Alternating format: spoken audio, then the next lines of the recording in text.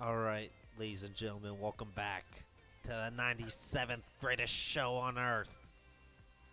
We're back to talk about, every topic we can try to cover for the NHL. Um, with my boy Swish.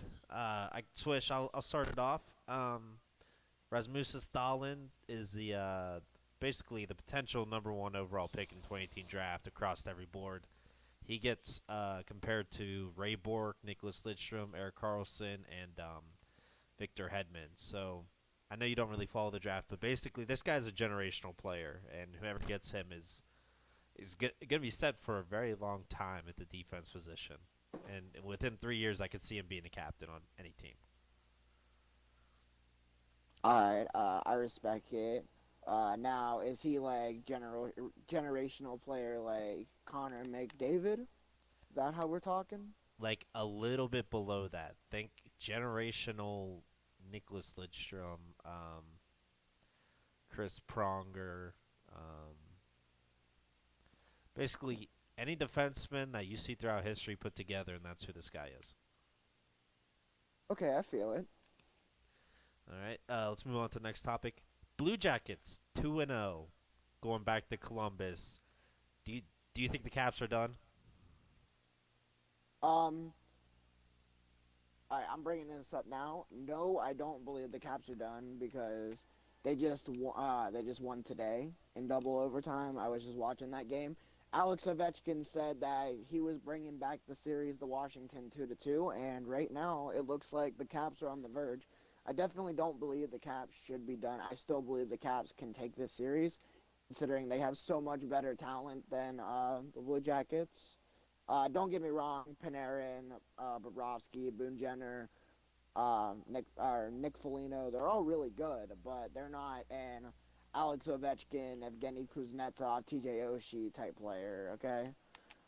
Be honest. Uh, I completely disagree. I think that's the only game the Caps win. I think my boy Panorama, Panera Bread, Panini, grilled cheese, Philly cheesesteak, Chef Boyardee ravioli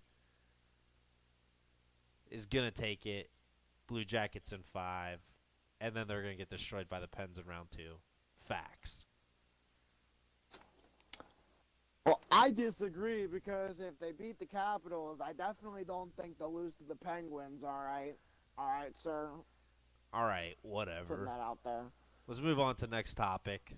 Vegas Golden Knights up 3-0. Are the Kings finished? Do you think the backs are against the Most de- wall and then the Knights just finish it and put the dagger in the heart? most definitely. There's no way that the Kings will come back from this situation unless Jonathan Quick turns into Brick Wall McGee, turn it back to 2012 Stanley Cup victory, Jonathan Quick. I I don't know. I agree with you. I think the Vegas Golden Knights going up 4-0. However, the, the Kings are done for. Like, bust out the brooms, Oh yeah. call your grandma, pick up the kids. It's over. Fun times over for LA. Oh yeah. Move on to the next series. Devils Avalanche steal one game in the series. Do you think this is a comeback, or you think this is just a one-time fluke? Oh, you're gonna have completely different opinions for this one on me, but for the Avalanche, no. For the Devils, yes. I say yes for the Avs because, or I say no for the Avs because honestly, the Avs have a solid team. I mean, don't get me wrong, but when when you're playing a divisional central rival, divisional games, no matter what sport you're playing, baseball, hockey, NBA, NFL, divisional games are always going to be tough. Now, I say yes for the Devils because don't get me wrong, they're a really solid team, but Corey Schneider left the game last night with an injury, and I just don't think Kincaid has been the answer. Um, yeah, I think you're finally coming around to the notion that Devils are going to come back. Um, I like the Avalanche, No. but honestly, I think they should. I think they should just lie down, take their L. Try to rebuild and even come back stronger next year. Make a splash in free agency. Round out the team a little bit. But I mean, other than that, yeah, Devils come back to destroy the Lightning. Avalanche, I think it's a No. fluke. I think the Devils is a fluke. You're a fluke. But You're a anyway, moving on fluke. to the next topic. Pens and Phillies, trading blows, offensive. There's absolutely no defense. Like, if you look up a dictionary, you see the Penguins team. Defense is not in the dictionary. This team is no defense. And let me tell you why it makes me mad. It's because this was considered supposed to be the best series in the East, right? And it's Pens won game one, like 7-1. Philly won game two, 5-1. Pens won game three, 6-1. Play some defense, people. My Oh God. yeah. It's honestly, I really, I kind of have to agree with you. Only I kind of disagree just a little bit because, yeah, a lot of people were saying that this was going to be the best series in the East. Personally, I'm completely going to sound biased. I personally thought that the best series in the East was the Bruins Maple Leafs, and that's since Frederick Anderson finally knows how to play goalie in Toronto. That's proving my point. But but no, yeah, the defense is just non-existent. Honestly, goaltenders is non-existent either. Yeah, Matt Murray. One day, one goalie becomes a god. The next day, the other goalie becomes a god. So you just got to work around the situation. I still believe that So that series is going to go 7. let's cut to the chase. Who you got winning it all between that series? Who am I picking? I'm picking ballsy. Call me ballsy. I'm picking the Flyers in 7. Oh, okay. Yee. All right. Oh. I'm not. Let's move on to Flyers the in next 7. topic. Wild versus Jets. Jets just went up 3-1 in the series. Do you think the Wild's done? Do you think Dubnyk, Swiss cheese are us? Can't withstand the Finnish Flash and Patrick Laine? I I told you from the beginning that this wasn't even going to be a series. I told you they were going to win in 5, and my theory is starting to become a reality. I know the NHL 18 games simmed the playoffs, and they had the Jets win the Stanley Cup. So it could be the first time in 20 years that a Canadian team might, get the cup back. So, we'll see how that plays out. Next topic, Sharks versus Ducks. Sharks won 8-1 against the Ducks last night. Do you think that bite was big enough to kind of crush any hopes, any dreams, any takeoff of the wings of the Ducks to, even have a chance to come back? Or do you think it's, KO, game over, turn the PlayStation off, brush your teeth, go to bed, there's no hope? Honestly, in the beginning of this series, I really, truly thought that the Ducks were going to win this series.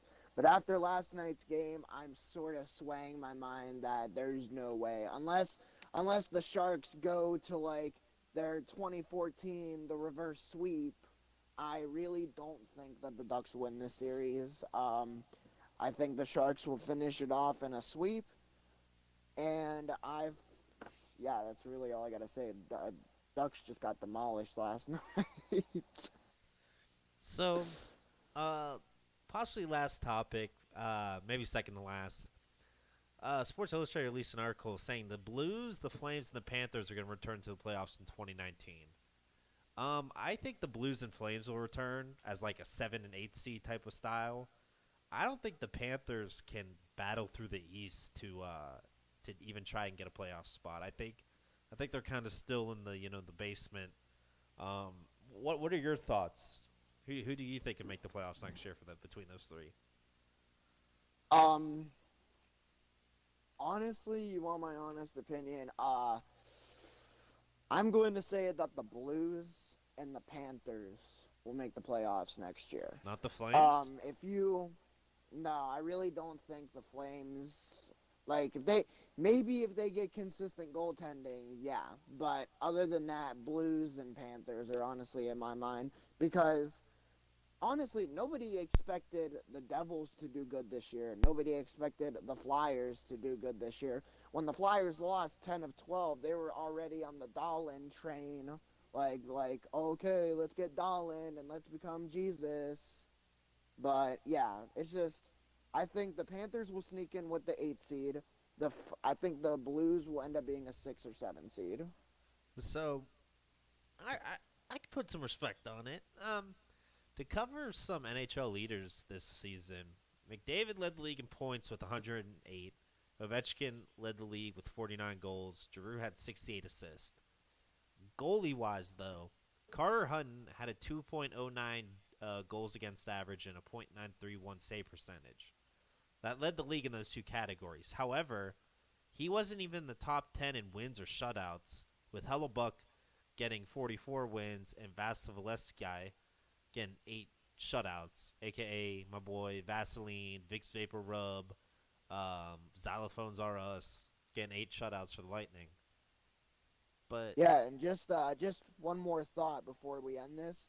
The Vezina Trophy announcers are for the NHL awards have been announced, and 2 out of the 3 goalies you just mentioned are in there because the nominees are Pekka Rinne, Connor Hellebuck, and Andrei Vasilevsky. I have to say Hellebuck. Hellebuck led that team with 44 wins to put the Jets in a great position. I think Hellebuck walks away with the Vezina. What are your thoughts? Personally, I think it's going to be rigged, and I mean, don't get me wrong, he's a hell of a goaltender, but I think that the President's Trophy team is going to be more favored, and Rene will win the Vezina. All right. Well, you heard it here, folks. You heard our thoughts, and you heard our talks.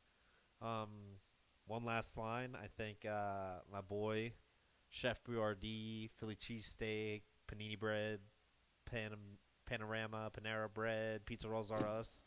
Hit me up on Twitter.